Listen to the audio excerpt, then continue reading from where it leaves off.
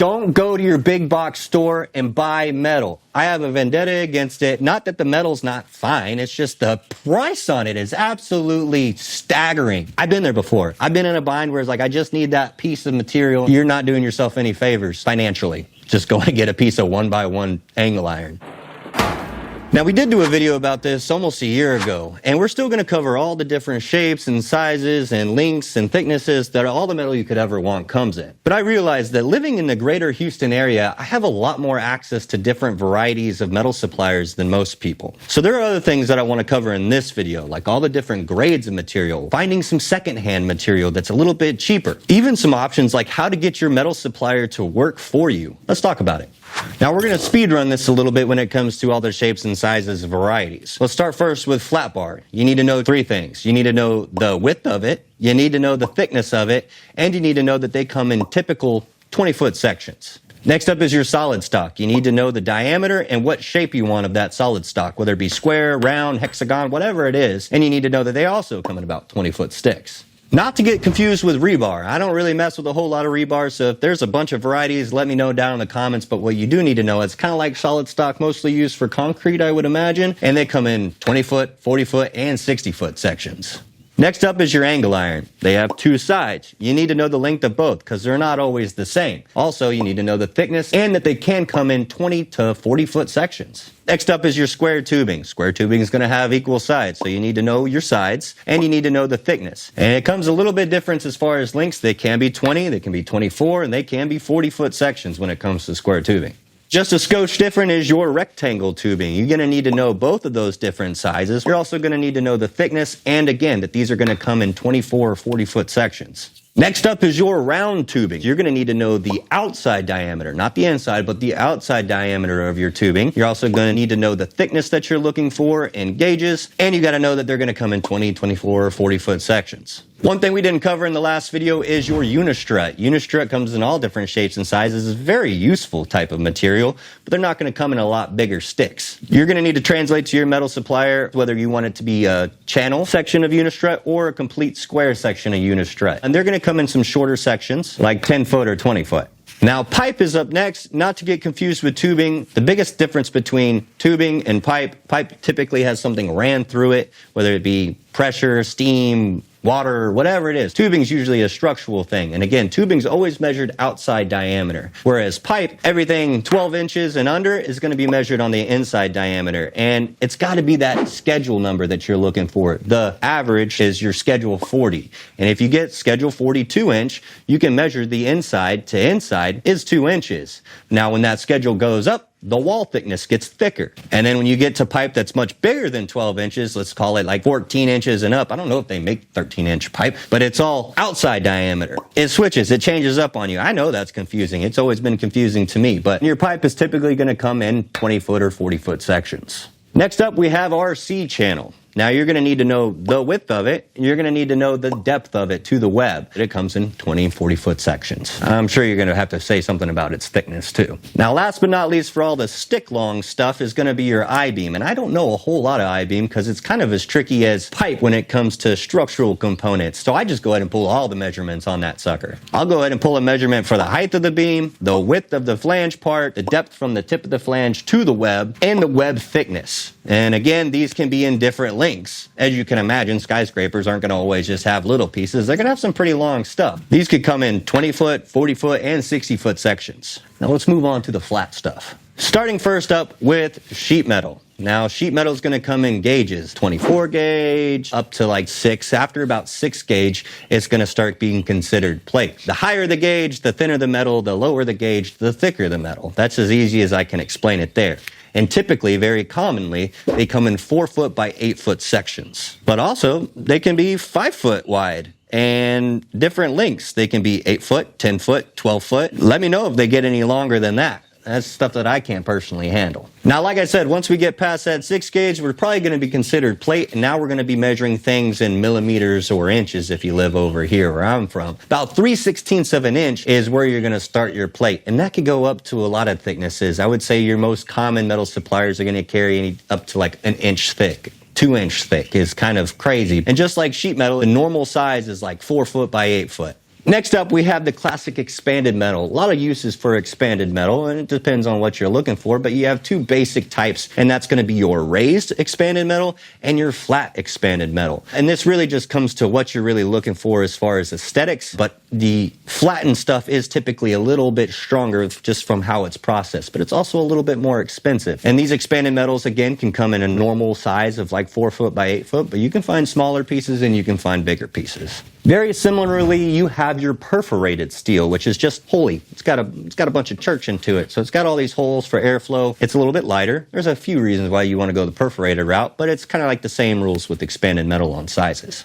Next up, we have tread plate, or where I'm from, I've always called it diamond plate. They come in typical thicknesses from like 16 gauge up to like 1/4 inch. I'm not sure if it gets much thicker than that. But again, the most common sizes is about 4 foot by 8 foot. But you can still see them in other sizes like 6 foot by 20 foot. Now, lastly, you have what's called bar grading. I don't know a whole lot about bar grading other than I used to work on it all the time, and it wears out your boots. It sucks. It rips your clothes when you're trying to weld something on top of grading. There's a few different dimensions on bar grading that you'll want to know: your bar height, thickness, and the width between your bars. And this stuff is a little bit more narrow than most. Like, it's going to come in sections closer to like 3 foot by 20 foot because it's for like walkways and whatnot. Now, unfortunately, I still haven't found a metal supplier that will not only cut your material for you, but also prep where you need the prepping to be done. Wouldn't that be just an absolute dream? And I think most people will go about prepping their material. I think they'll typically whip out a flap disc. This is the 3M Cubitron 3. This thing is a freaking dog, man. It's great for a ton of stuff. It's like the jack of all trades when it comes to a disc. Now, what I personally love is the Clean and Strip XT Pro. It's a Scotch-Brite brand from 3M. It makes everything silky smooth. Mill scale, paint, rust. That non-woven design is meant to not gum up and get kind of just clogged. There's not going to be any scratches for powder coating or painting if that's what you're looking for, whereas like this 40 grit disc is going to definitely clean it, but it's going to leave some scratches. And if that's not what you're worried about, it's not what you're worried about. And shout out to 3M because you can find both of these discs on Amazon now. And I know you're going to look up the Amazon listing right after we do this video and you're going to be like, whoa, those are more expensive than the ones that I get. But I'm telling you, you get what you pay for, and there is not a better quality in a grinding disc than a Cubitron 3. Now we know about all of our metal shapes and sizes, we can focus on the grades that they come in. As far as grades of material go, we're going to cover the basic carbon, aluminum, and stainless steels. Starting first up with your carbon steel, A36. Now, A36 is like plain Jane, run-of-the-mill. Everywhere you go, it's going to have A36, and it's great for a ton of things. Like, you almost never have to buy anything else. But sometimes pressures and loads, they get a little bit heavier, so you're going to need to get a little bit of stronger steel. Your grade 572, grade 50 is like your 50 KSI type stuff. And then you have your 516 grade 70, which is your 70 KSI. It just gets a lot stronger, you know, when you're talking about I-beams and things like that. Honestly, this stuff is over my head. I've never had to buy that commercial stuff. Probably the most common thing we see is your hot rolled steel. That's going to be formed at much higher temperatures, and it's going to leave that kind of dark gray mill scale all over that we really have to kind of do a lot of surface prep to get it clean. But if you're looking for something that's a little bit cleaner, a little bit stronger, a little bit harder, tighter tolerances, you look at cold rolled steel. It's going to be formed at room temperatures, and it's going to have a lot better properties than, say, hot rolled steel. However, it's processed a lot more, so it's going to be more expensive. That's about the tip of the iceberg that I know for carbon steel. Now we can move on to aluminum. Now, I'm going to do my best not to get too far in the weeds because some of these grades I've never even touched before. Starting first with the 1100 1100 grade. It's commercially pure aluminum. It's going to be really workable. It's going to be really ductile. It's very soft, right? It may not have all those other alloying elements that these other ones have, but it serves its purpose in the industry. Next up is your 2024 aluminum. It's going to have a great strength to weight ratio. It's going to have a little bit higher tensile strength and fatigue resistance. However, it's not going to have some of those special alloys that give it the best corrosion resistance, which we like to have in our aluminum.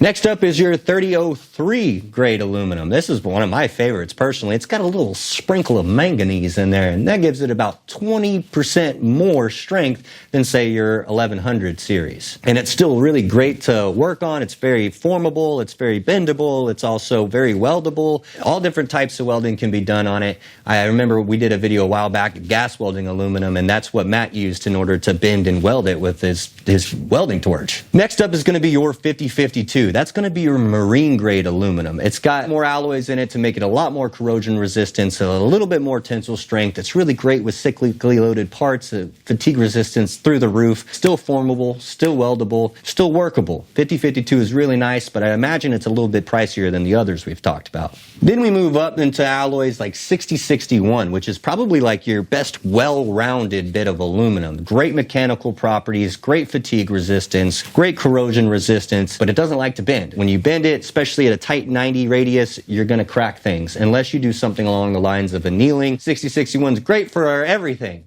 except bending, working, that kind of stuff.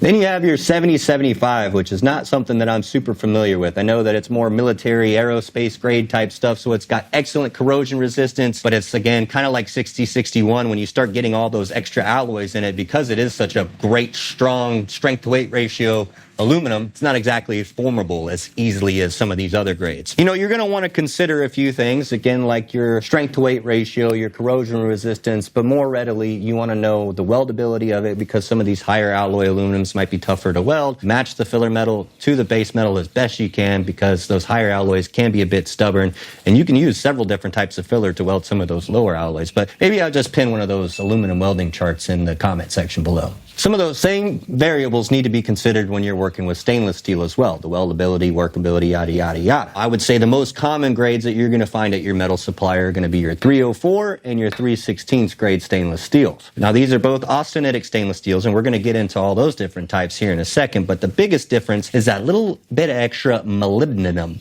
Molybdenum. That stuff right there is going to make it a lot more corrosion resistance, like a lot more compared to, say, your 304. When you come into austenitic and ferritic and martensitic, that's what we're going to cover next, because I love talking about it. Because I love it when people say, oh, stainless steel isn't magnetic.